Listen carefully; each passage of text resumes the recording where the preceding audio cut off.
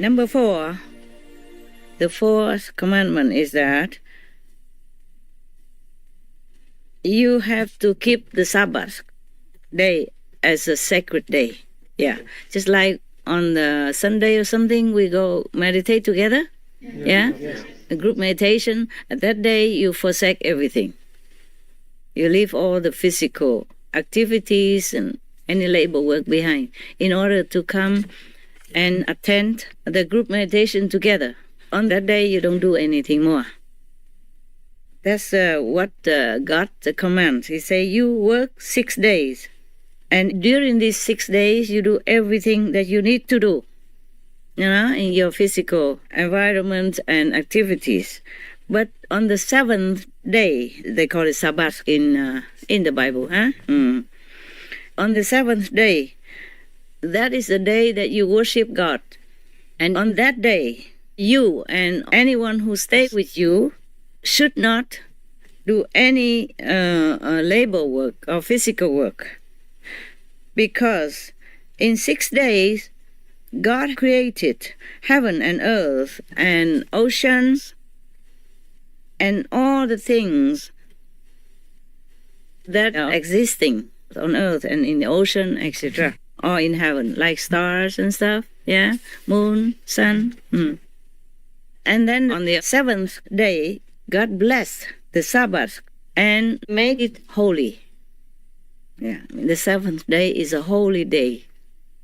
Maybe that's why we call the end of the week Sunday, yeah? Yes. Or in Chinese and Vietnamese, I don't know about other countries, but in Chinese, Vietnamese, we call that the Day of God, yeah? Jin Chỉ Thiên. Thiên means sky, also means God, yeah? In Vietnam, we call it also as the Day of the Lord, okay? Ngày Chủ nhật, okay? Chủ nhật hay Chúa nhật is the same, meaning the day of the Lord, of our Master, of the Lord. Maybe that's why. So that day, Jin Chỉ Thiên means Sunday, is a holy day, is a blessed day, is a sacred day. So in that day, God told his worshippers at that time not to do any physical work, but to worship God only, yeah? Sunday, mostly we go for meditation, yes. Yeah. And now we still do that, but we do it every day. Normally, God doesn't mean you only do it that day, meaning that together that day to do it. Like a group meditation that we do every Sunday, remember? Yes. Yeah. Yes. And now we do it more. And every day we do our homework at home. We meditate individually or with family members or with a small group of fellow disciples. But Sunday we group together in the ashram. Remember that? Yes? So that's what God even say that before nowadays. But that's normal. It just becomes normal like that. Because in this world, Sunday, mostly people don't work anyway. Yeah, so they get together and worship God, or they go to the church still. You see, tradition still that you go to the church on Sunday. Yeah. Yes. Sun means heaven also. Yeah, that's why they say Sunday. Because the sun symbolizes God. In Vietnam or in other countries, they call it heaven, the sky. You see what I'm saying? The sky also means heaven. And the sun is the brightest in the sky. So it symbolizes heaven. Yes. And it's for heaven that day, for God that day. In the Western terminology. In our terminology, the Asians, they call it the Day of the Lord. Day of God. All right. So now, number 5. You have to respect your father and your mother, so that your days will be also extended on earth. And because God will bless you that way. In China or in Vietnam, we say, if you respect the elderly, you will live a longer life. You will live longer life. Yeah, this is similar to what God's saying here. Huh? If you respect your parents and take care of them, then you will be blessed to have a longer life on earth. Number 6, you will not kill. Number 7, you will not have sexual misconduct. It is saying here like you don't commit adultery, okay? Like if you're married, you don't have another physical relationship with somebody else outside of your marriage. Number 8, you will not steal. But Jesus said, whoever steals for bread is not guilty, okay? Yeah, it depends also. You don't steal on purpose to take away other people's property if you don't need it. But whoever steals bread because of hunger is not guilty. I agree with what Jesus said. Yes. When we are in desperate situation, if we cannot ask, then we just take a piece of bread and thank God for that. Then it's different from stealing. Understand me, yeah? Yes, Master. Yeah, you will not steal things that don't belong to you. Number 9, you will not be a false witness in the accusation for somebody else near you or next to you. Like you don't go to the court and, wrongly accuse somebody just for your own benefit or anything else that you know for sure that person didn't do what you say he did. That's even God doesn't allow. But nowadays, politicians, they do anything. You saw that yourself. Master. If you're American, you know already, right? Yes. Number 10, you will not envy the property of your neighbors, yeah, or the wife of someone that's near you or you know, or any of the servants of that person that you know, or any of the animals of that person, the person that you know, or anything at all of the other persons, of your neighbor or somebody that you know, that you envy, you're jealous of, and you want them for yourself. Should not do that. Actually, this also should be in stealing, right? Yeah, same, but maybe not. Maybe not. Stealing is more physical, like you go and take something. But this is even not envy, not wanting the things that belong to others. Yeah?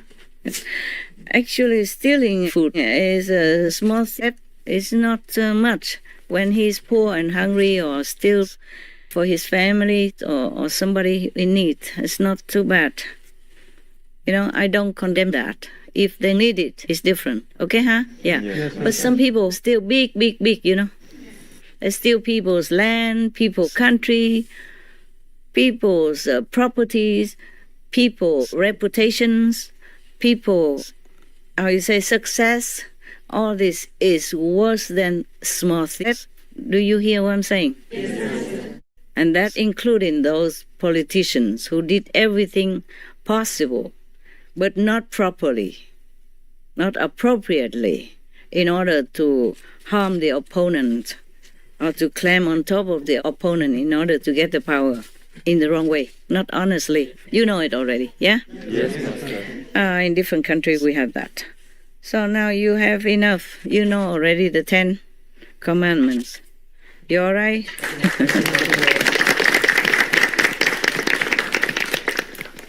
In Buddhism, there are also 10 commandments for the second step of Buddhism. A little higher than the 5 precepts. But almost similar, I think, almost similar.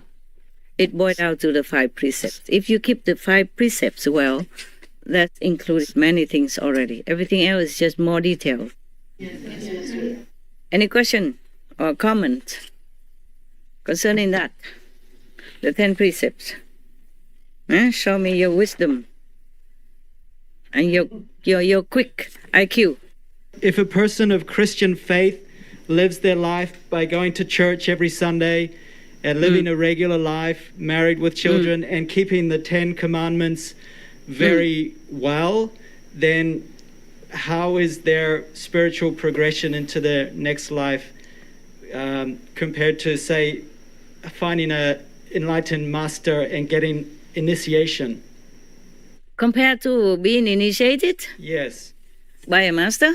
Oh, it's different, darling. Initiated by the master, you get enlightened, you contact with heaven daily, and you go up to heaven for sure. if you continue meditation and keep the precept as well. But if you just keep the precept like this, yeah, and be an ordinary person, you will be reborn again. Maybe as a good person, in a good position, but reborn again. And once you're reborn again, other karma from other lives may come back to you. That won't let you keep the 10 precepts anymore. You will not be in a position to keep yourself upright and virtuous. You understand now? Yes. Because this word, according to the sages of China, they say this word is a big dye-in tub, meaning everybody, affect each other and pollute each other and dye in each other similar color, blackness. Okay? So very easy to fall again. Because you have different karma to be reincarnated in different lifetimes as a different person or different being. This lifetime maybe is your period of good karma. Yes. So if you keep a good life like this, maybe next life you can have the same life again. Yes. Yeah, but who knows? If your other bad karma will not come to you in the next life. Next life, you never know if you will be born in such a good situation and associate with good people, or be with good friends who can remind you of virtues and moral upright lifestyle again. Okay? Yes. Even the Buddha, in some former lives, he had done something wrong because of the different background, because the different situation, different associations. It is too cruel. I don't want to talk about it. Okay? Yes. But he had to be blind one time. Somebody had to pluck his eyes. Yes, it was very gruesome. This life is like that. So you never know if you are lucky to be reborn in a good circumstance again. There was a story about one guy who listened to the saint just a few sentences, listened to him, and then he died after that. And before he died, the saint, the one that was preaching in one lecture that he attended, because a friend took him, whatever happened, that he listened to the saint lecture one time.